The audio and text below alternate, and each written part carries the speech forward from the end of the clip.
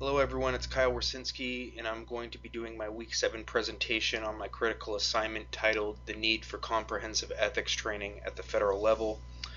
My paper will be focused on the United States Economic Development Administration, which is a component of the United States Department of Commerce. The United States Economic Development Administration has the authority to allocate funds to economically distressed communities. And this presents an opportunity for unethical behavior as the officials of the agency have discretion over where these large sums of money are allocated. Compliance-based ethics, which is the key foundation of the EDA's Code of Ethics, can lead to a vicious cycle of training only performed for legal reasons.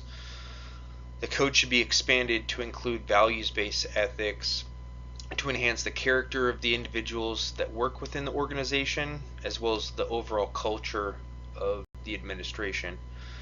Lastly, a comprehensive approach including both compliance-based ethics and values-based ethics should be performed in order to really get the best of both worlds throughout the organization and its ethical training moving forward. So like I said, the EDA's Code of Ethics is typically, or not typically, but majority based on compliance-based ethics. You can see this because almost all of the tenets within the code are employees shall not. What this does is it's simple ethics to follow because you just shall not take bribes, or you shall not do something that conflicts with the organization on your personal time. But what this also can do is just following compliance-based ethics can create a cycle of training in which the organization asks the employees to perform the training. Management simply just does that to follow or to suffice the legal requirements of performing the training, and that's their motivation. And eventually employees see that the managers really don't have a buy-in to the ethic principles that have been created at all. They just want the employees to comply so that they are not at fault if something happens, or if a lawsuit comes up, they can say, oh yeah, we did ethics training 3 months ago. So once the employees see the true motivation of management or the organization, they could potentially rebel and commit unethical acts just in terms of spite.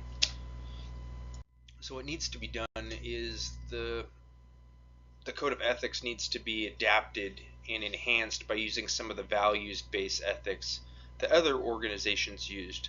So you want to build up trust, you want to create integrity within the organization and the officials working there, dedicate your time to the organization. There should be accountability, public awareness, a sense of concern for the public, obviously fairness and justice, and then always values-based has the tenet of being honest and open.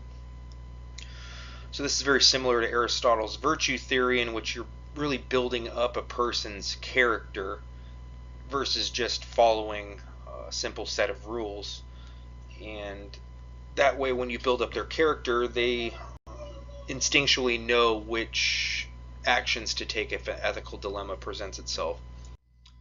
So lastly, like I mentioned on my first slide, there needs to be a comprehensive ethics-based code as well as a training program in which the values-based ethics and compliance-based ethics are merged into one program, one code of ethics that has both types of tenets, as well as a training program that's done in person, not on a computer, not in informal computer, tailored to the individuals that are actually in the room, versus just doing a one-size-fits-all Taylor-esque training program. You'd want to do more of a Mary Parker Follett's working together type of thing, or a Katz and Kahn multi ways of getting to the end goal type of training, where you can do multiple different types of training based on who's in the room.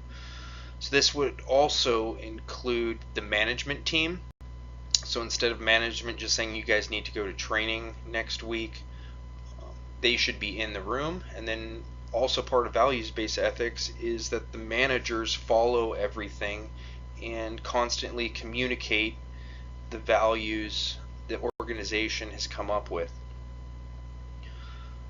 So lastly, the training I'm proposing includes an ethical decision-making model very similar to what Sbarra describes in the Ethics Primer book, and that way you can go through real life training scenarios and analyze those decisions that need to be made using the best alternatives derived from the ethical decision-making model. So that's what I'll be writing about in my paper.